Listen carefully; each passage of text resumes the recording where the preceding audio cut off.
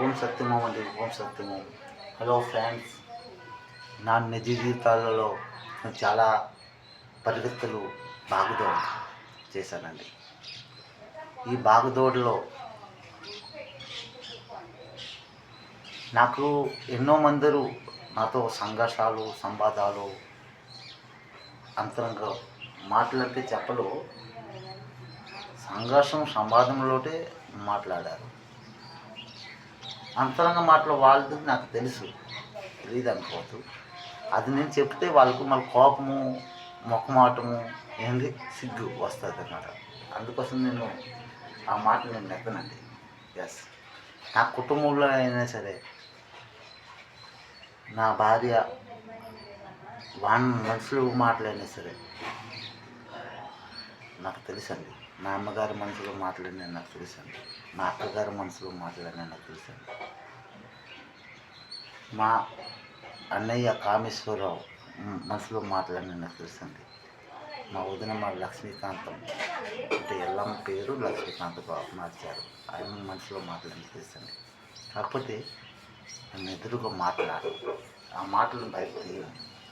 ఆ మాటలు రావడానికి నాకు అధికారం, హక్కు లేదు. అంటే మీ మనసులో ఉన్న మాటలు, మీరు నా మనసులో ఉన్న మాటలు నేను చెప్తాను. ఎందుకంటే నా కుటుంబ మాటలని మీకు చెప్పకపోతే మీకు అర్థం కాదు. ఈ కలియుగం కథం అయింది.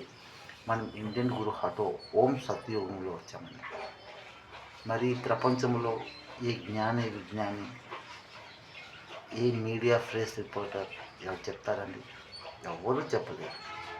ఎస్, ఈ మోక్ష స్కందాన్ని వారే మీకు సందేశం ఇవ్వగలరు. మరి ఇంకెవరు చెప్పలేరు. ఎస్, రండి నా ఎదురు కదండి, సంఘర్షణ చేద్దాం, సంవాదం ఆడతాం, ఏంటి అంతరంగం మాట్లాడతాం.